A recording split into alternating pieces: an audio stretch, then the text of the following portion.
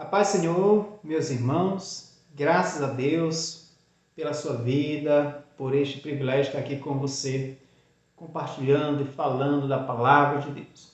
A lição de hoje é a última lição deste terceiro trimestre, tema muito importante para todos nós, sejamos nós cristãos ou não, porque vai falar sobre a importância dos dois alicerces, que é a lição 13, que fala sobre os dois tipos de alicerces, a rocha e a areia. Essa última parte do Sermão da Montanha é a aplicação dos estudos do Sermão do Monte do Senhor Jesus Cristo, que fala sobre os dois tipos de frutos, os dois tipos de construtores, os dois tipos de solos, os falsos profetas, fala sobre o crente fiel e verdadeiro. Então, essa aula de hoje também ela vai de encontro também com essa aplicação que Jesus nos deixou, que nós temos que colocar em prática. Aqueles que ouvem a minha palavra são comparados com o quê? Então, prestemos bem atenção no texto de referência da nossa aula de hoje, que está em Mateus, capítulo 7, a partir do versículo 24. Veja bem. Assim, todo aquele que ouve estas minhas palavras e as pratica será comparado a um homem sábio que construiu a sua casa sobre a rocha. E caiu a chuva, e vieram as enchentes, sopraram os ventos e bateram com violência contra aquela casa. Mas ela não caiu, pois tinha seus alicerces na rocha. Pois todo aquele que ouve estas minhas palavras e não as pratica é como um insensato que construiu a sua casa sobre a areia. E caiu a chuva, vieram as enchentes, sopraram os ventos e bateram com violência contra aquela casa, e ela desabou. E grande foi a sua ruína. Mais uma vez eu quero informar a vocês que nós teremos como base dessa nossa aula os estudos no Sermão do Monte do Dr. Martyn Lloyd-Jones. Antes de aprofundar essa nossa aula, o comentarista MacArthur ele vai falar sobre essas casas e sobre essas enchentes. Ele vai dizer o quê? O seguinte, que a casa representa o quê? Uma vida religiosa, e que as enchentes, ou no caso a chuva, ela representa o juízo final.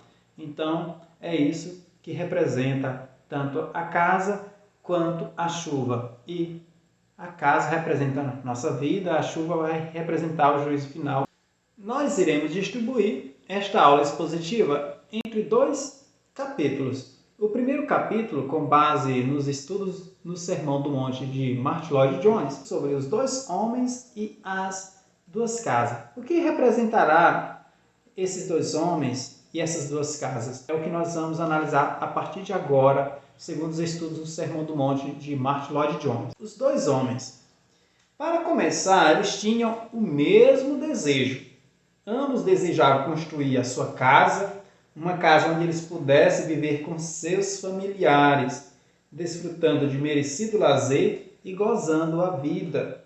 Ambos queriam a mesma coisa, pensavam e estavam interessados pelas mesmas coisas. Também desejavam construir suas casas na mesma localidade. Na verdade, acabaram construindo suas casas em mesmo local, porquanto nosso Senhor deixou perfeitamente claro que as duas casas foram sujeitas precisamente ao mesmo teste e à mesma tensão. Foi dada uma fortíssima impressão de que ambas as casas foram construídas vizinhas uma da outra. O Senhor Jesus esclareceu que não havia qualquer diferença entre as duas casas construídas, exceto no alicerce.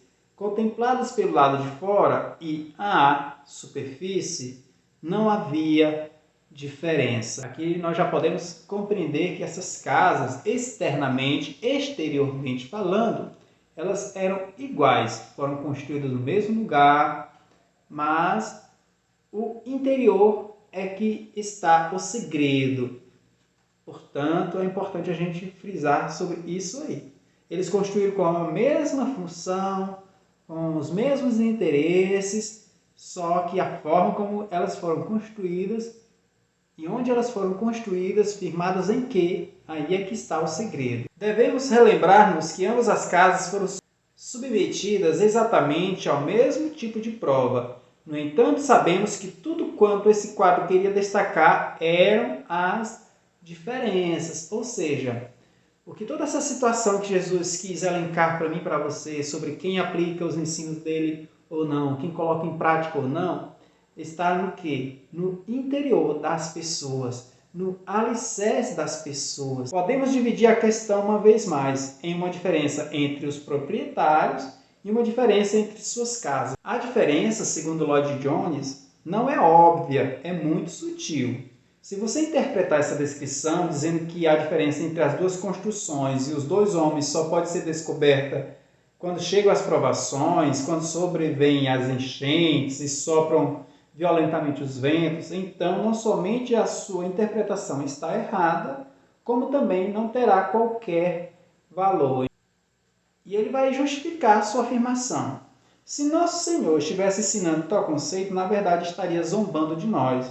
Entretanto, não é esse o caso, pois o objeto inteiro de Jesus foi o de capacitar-nos a detectar a diferença entre os dois, a fim de que nos pudéssemos resguardar contra as consequências da falsa posição, enquanto ainda resta algum tempo. O que Jesus quis nos mostrar com essa passagem, e também Lloyd Jones concorda, é que ele quis trazer à tona as diferenças entre as duas casas e não sobre as provações.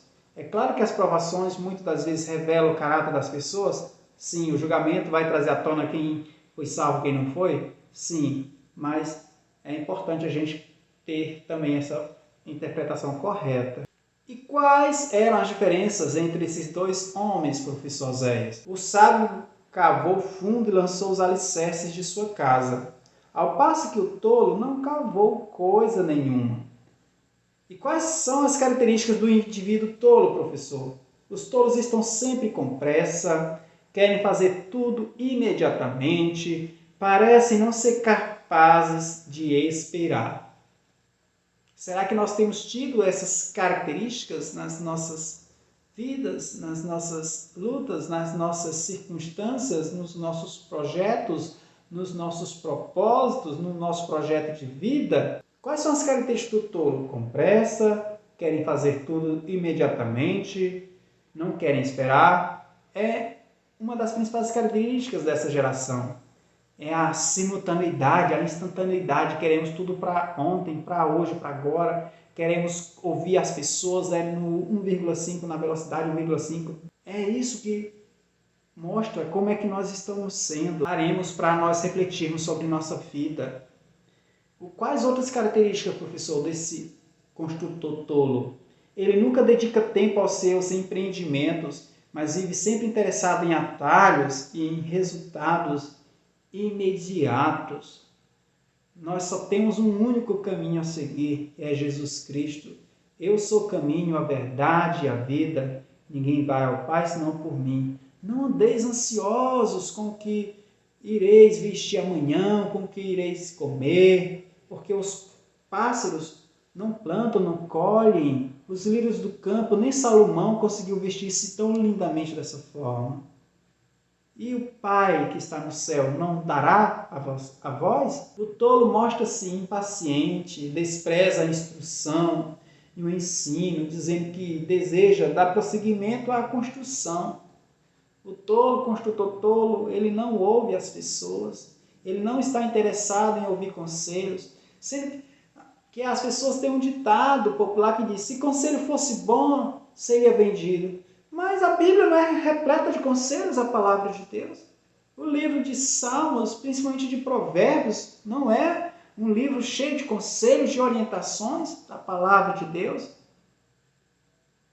O que Jesus estava ensinando? Não era dando conselho e orientações para mim e para você? Então, cuidado com o que a gente ouve, com o que a gente vive. Finalmente, trata-se de uma mentalidade que nunca pesa as consequências detidamente. É importante nós refletirmos sobre nossas atitudes. O que Jesus faria diante dessa decisão? Essa é a visão de um sábio. E quais são as características do sábio, professor, daquele que construiu sobre a rocha? Naturalmente, apresenta-nos um completo contraste com isso. O sábio é impulsionado por um desejo profundo, a saber, construir uma casa que seja durável. O tolo com pressa, ele construiu a casa já pensando somente em desfrutar. É aquela pessoa que só quer desfrutar dos prazeres desta vida, aproveitar a vida, não quer ter agilidade, não quer ter sabedoria em cavar, encontrar rocha para solidificar sua casa, para fundamentar sua casa. O sábio não. O sábio ele faz o quê? Ele cava, ele perscruta a palavra de Deus, ele vai orar, vai buscar a presença do Senhor, ele vai meditar na palavra do Senhor, ele vai procurar a orientação do pastor, ele vai procurar a orientação da líder de mulheres, do líder de jovens, do ministério infantil. Será que eu e você estamos fazendo isso? Pedindo orientação das pessoas certas? Será que nós estamos cavando? Será que nós estamos fundamentando nossa vida na palavra de Deus, que é Cristo Jesus?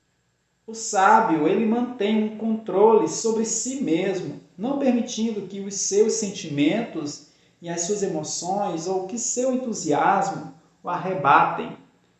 Será que nós estamos tomando decisões com base na emoção, com base nos sentimentos? Porque a Bíblia diz que o coração do homem é enganoso. Não, estou sentindo no meu coração. Cuidado, o coração do homem é enganoso. Peçamos confirmação do Espírito de Deus. A coisa mais importante acerca de uma casa são os seus alicerces. E há certas similaridades, ou seja, semelhança entre essas duas pessoas. Quais são, professor? A primeira dessas semelhanças é que podemos encontrar os dois no mesmo local. Dentro do quadro traçado por Cristo, os dois homens levantaram suas casas na mesma localidade, pois queriam viver próximos um do outro e perto do rio. Dá-se precisamente a mesma coisa no terreno religioso. O crente verdadeiro e o pseudo-crente, isto é, o falso, são geralmente encontrados na mesma esfera de atividades, ou seja, dentro da igreja. Professor Zé, isso não acontece. Acontece. Isso é bíblico. Lembremos do joio e do trigo. Geralmente ambos podem ser vistos como membros na igreja. O crente falso não se acha fora da igreja.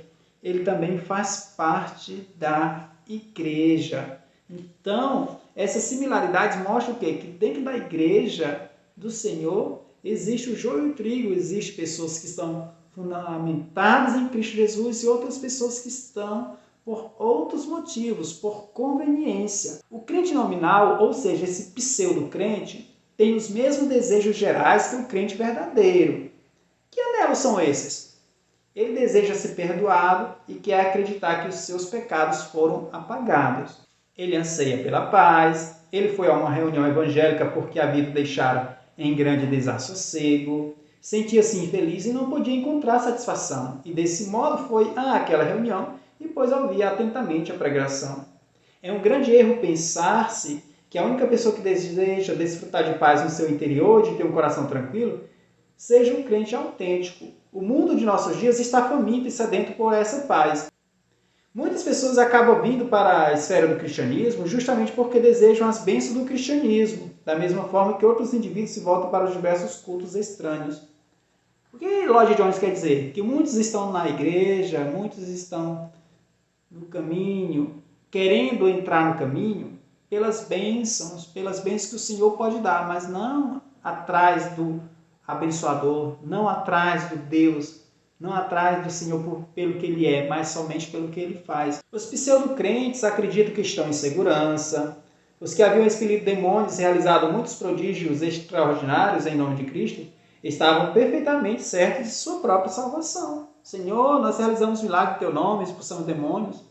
E Jesus dirá, eu nem os conheço, afastai-vos de mim, vós que praticais a iniquidade. O indivíduo que nunca experimenta o que significa passar por certos temores acerca de si mesmo, temores esses que nos levam a nos aproximarmos de Cristo, encontra-se em uma condição altamente perigosa. É possível ter uma falsa paz, um falso consolo, uma falsa orientação. Então é importante nós cada dia refletirmos sobre quem somos nós, o que nós estamos fazendo, o que nós temos feito reconhecer que nós somos salvos somente pela graça, não é por obras, não é por mérito, e que nós venhamos reconhecer que nós somos miseráveis, que nossas justiças são como trapos de imundície, e que é só a graça de Deus para nos salvar, e que é a graça de Deus que nos é suficiente. Agora, o segundo capítulo que eu quero abordar com base no livro Sermões no Monte, Martyn Lloyd-Jones, que vai falar sobre rocha ou areia.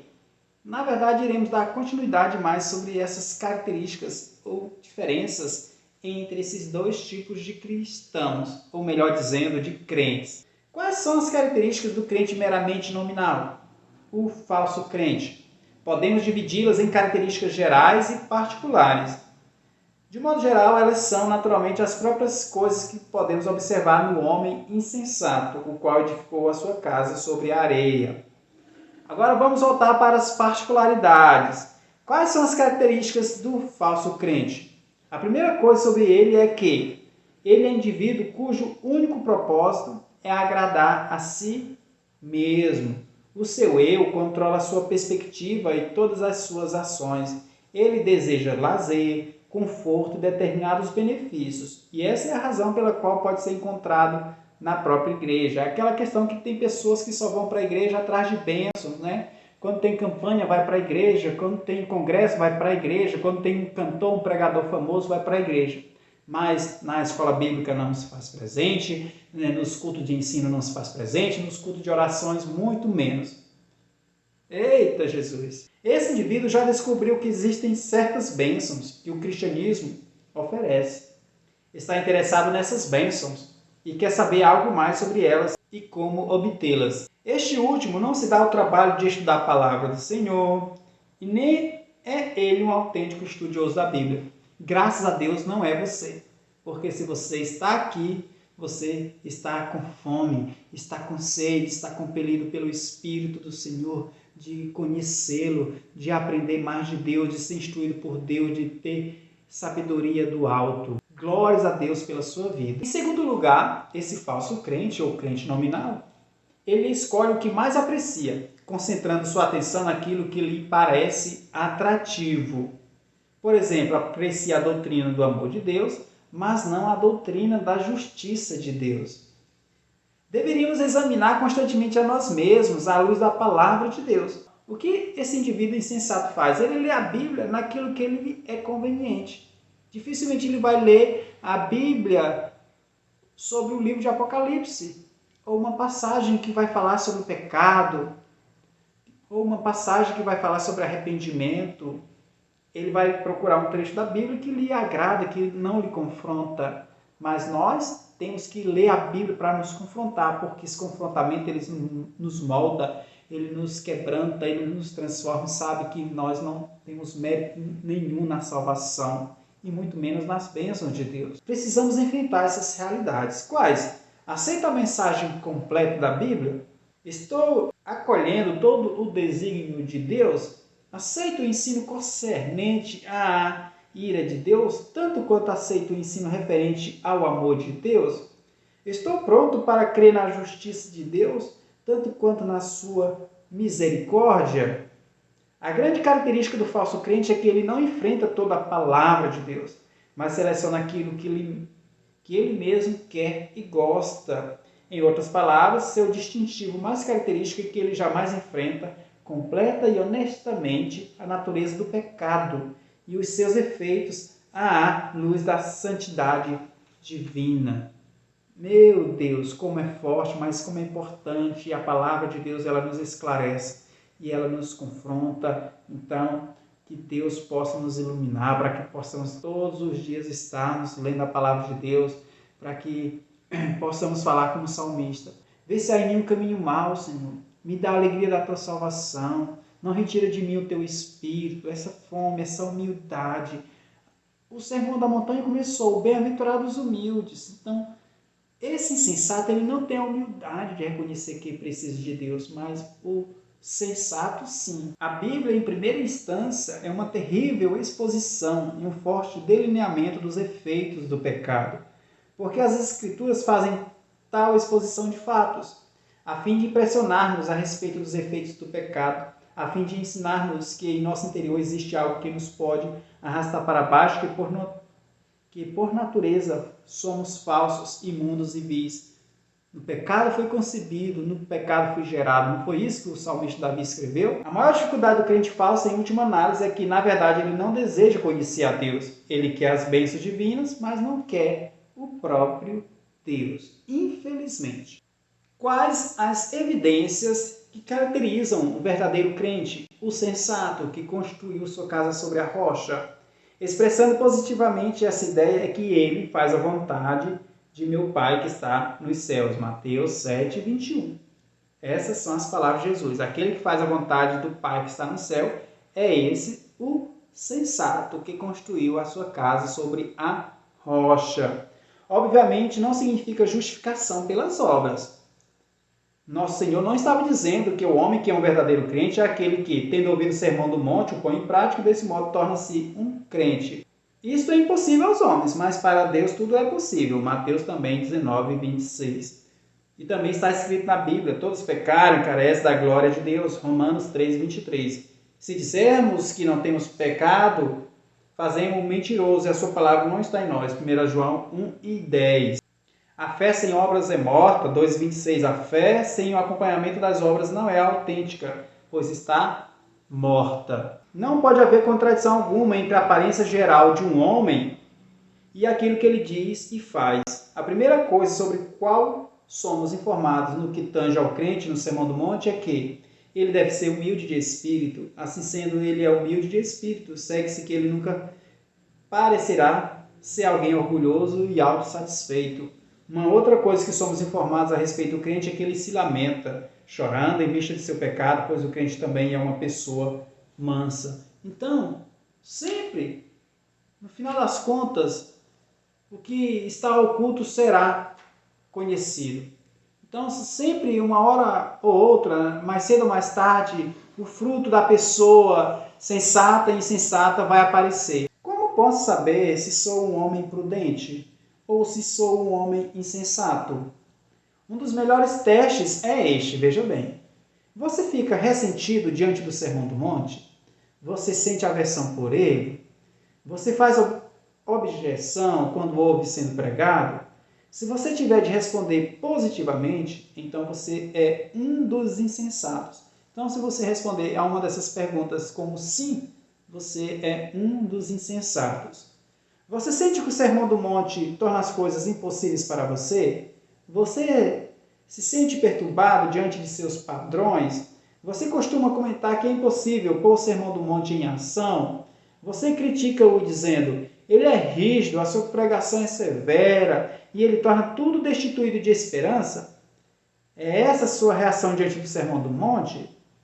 Essa sempre será a reação de todo crente falso.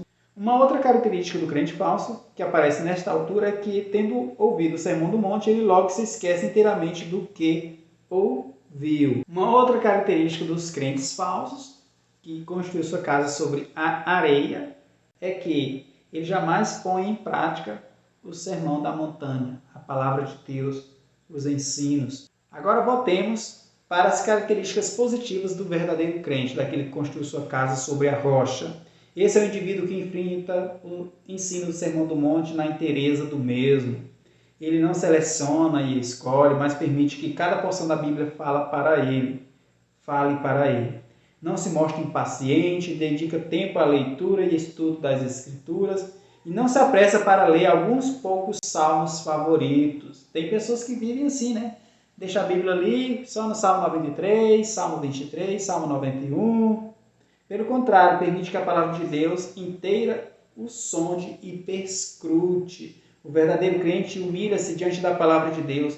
Ele concorda que o que a Bíblia diz sobre ele é verdade. De fato, esse crente chega a comentar, abre aspas, a Bíblia não revela toda a maldade que há em mim. O homem que se manifesta uma correta atitude para com o Sermão do Monte é aquele que, tendo-se humilhado, submete-se e torna-se humilde de espírito e chega a lamentar-se chorando em face de seus pecados. Em seguida, torna-se um homem manso e tudo porque reconhece quão digno ele mesmo é. Aqui temos um excelente teste. Você gostaria de viver o Sermão do Monte? É esse o seu verdadeiro desejo? É essa a ambição? Em caso de resposta afirmativa, ou seja, positiva, isso serve de um sinal excelente e saudável de que você é um crente sensato que está construindo sua casa sobre a rocha. Ele tem fome e sede de justiça, não se contenta com aquilo que já é. Ele quer mudar, ele quer descer cada vez mais a casa do oleiro, ser moldado pela palavra de Deus. O crente aceita o ensino que nos recomenda dar esmolas secretamente. O crente não fica fazendo propaganda de seus atos de bondade. O crente leva em conta o fato que nem ao menos deve preocupar-se com o pão diário, mas antes deve deixar tudo aos cuidados de nosso Pai Celeste, o qual alimenta os pardais e que certamente não será negligente quanto ao cuidado por seus filhos. O crente também recorda-se da injunção que não devemos julgar ou condenar os nossos irmãos na fé. Essas são as características. Esse é o homem que está edificando a casa sobre a rocha. É esse o homem que deseja e ora pedindo santidade, que se esforça muito por ser santo e não pede apenas bênçãos terrenas. Senhor, me dê um carro novo, Senhor, me dê uma casa nova. Não que isso seja errado, mas acima de tudo ele busca o que? Em primeiro lugar, o reino dos céus. Ele faz o máximo para ser santo, porque o seu supremo desejo é conhecer a Cristo. Aleluia. Portanto, meus amados irmãos, muito obrigado. Que possamos cada dia mais buscar a palavra do Senhor, que possamos deixar ser moldados pela palavra de Deus, porque ela é lâmpada para os nossos pés, que possamos estar andando na luz como Cristo está na luz, como Ele é a luz, porque vai chegar o momento em que nossas obras serão provadas e que virá enchentes, virá chuva sobre todas as casas, mas aqueles que permanecerem fiéis até a morte, dar-te-ei a coroa da vida. Aqueles que forem crentes, firmados em Cristo Jesus. Fica com Deus, na paz do Senhor Jesus. Amém.